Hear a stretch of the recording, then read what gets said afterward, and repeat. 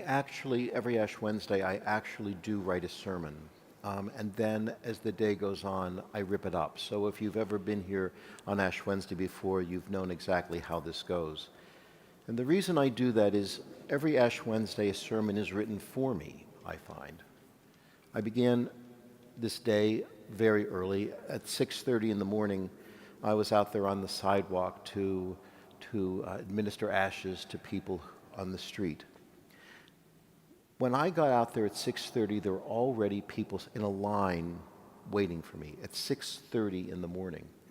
We start so early hoping to make ourselves available to the people changing shifts at the hospital and at the nursing home across the street. Their shift changes at 7, but there were people there who were not changing shifts. They just got out of bed and came to the cathedral so that I could look at them and put dirt on their faces and tell them that they were going to die.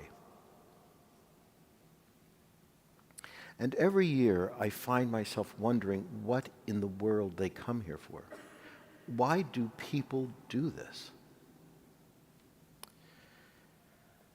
This afternoon, a woman approached me on the street. Hardly anyone who comes are people I've ever seen before. A woman approached me on the street, and I engaged her lovely conversation about her life and her widowhood and her retirement. And she told me that she was a retired anthropologist, a professional anthropologist. And so I thought, well, if anyone would have some insight into this, she would. So I said, why do you think people come here? And oddly enough, she didn't know.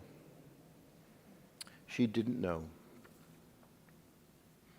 I asked a lot of the people today, I said, what brings you here today? And there's this phrase that people use, I came to get my ashes. Have you heard people say that? I came to get my ashes. But you only have to push a little further, not much, just a little bit further, to understand that beneath that little repeated phrase, there is so much. There is just so much. And person after person told me what made them come, from those people who were there at 6:30 in the morning to the people who came all through the day, why they were there. And so many of them told me stories of heartbreak and guilt and fear. And I suspect when they made their way to Amsterdam Avenue today, most of them weren't really aware at all that much of that was why they were coming. And so I thought to myself, the question that I've been asking all day, why are they coming, really is not the right question. The question is, what do they find when they come? Or maybe the better question is, what do we find? What do we find when we come? One of the ministers, late minister who was working with me today, noticed that I was engaging the people in real conversation about their lives and about why they were there. And this person said to me that she couldn't do it because if she did that, she would fall into tears. She would simply weep. And she said, this moment is about them, it's not about me. So I guess the question is not what do they find when they come here, but what do we all find when we come to this experience? And I said to her, and maybe I'm wrong, I think it would be okay if you would weep. Because I think one of the things that makes this thing so powerful is that it is so incredibly human. It is so human. People walk up to me, a complete stranger to them, and they tell me things about them, not intending to tell me at all when they got out of bed, tell me things about them, and then they let me do what is absolutely forbidden. They let me, a complete stranger, touch their face, and then tell them that they are going to die. It is not a problem that we might weep.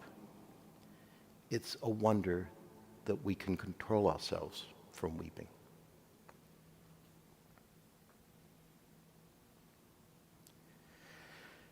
Every year around this time, priests end up writing articles or blog posts or Facebook posts about why what we did in front of the cathedral all day we really should not do. They say what you do when you do that is you cheapen the whole thing. You take it out of context. You give people this sign, but you don't talk to them about what the sign even means. And I get their point. I do. Because if all this is getting your ashes, I'm not sure that that's much at all. But what I find is that for almost no one is that really all there is to this. And I think the priest doesn't know, these priests who write against this custom, they may have never done this themselves, because what I find is I don't have to explain to people what this means. They know what this means. And they bring to it so much of themselves, so much of the heartache of their lives and the fear of their lives, and they bring it before God in the most human, most vulnerable way they can.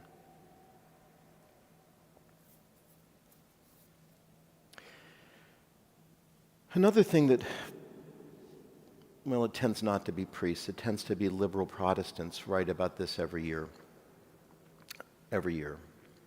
is that really it's a terrible thing that we bring people before us and we tell them that they're sinners and we tell them that they're going to die, that there's something wrong.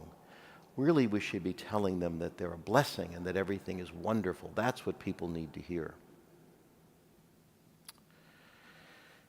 Well, they are wonderful. They are a blessing. But sometimes, friends, you just have to get real. And I find on this one day a year, when we make a commitment to one another to tell the truth about some of the things that are hardest for us to say out loud, that we are mortal, that we are sinners, that we are desperate to say that to someone so that they hopefully can say back to us what we most need to hear. We may be mortal. We may be sinful. We may be broken and frightened and any number of other things that weigh us down, but we are beloved of God. And that is the beauty of this day, that we can come into the body of the saints. We can come before the presence of God. We could admit how wretched we are, what sinners we are, how broken we are, how frightened we are, even how mortal we are, how we're inching our way toward the grave. Every one of us, every minute of our lives, we can bring all of that before God in the body of the saints and hear the words, "And you are beloved." And that, for me, is why this day is so beautiful. Because this is not theoretical on this day. This is not theoretical. This is not textbook theology. This is real. There were hours of that on that street today. Hours and hours and hours of people coming here, perhaps not knowing what they were coming for, but discovering what they needed to say, what they needed to feel, and what they needed to hear. And I hope tonight there will be some of that here for all of us. The courage to get honest about ourselves, about the things that most frighten us, about the things that most burden us with shame, about the things that things that in this world today we are terrified about, that we can bring it all together. And then at that table, we can hear the Lord God saying to us, and just as you are, just exactly as you are, I give you my very self. Because, and this is the thing that we must always walk away from this with, because just as you are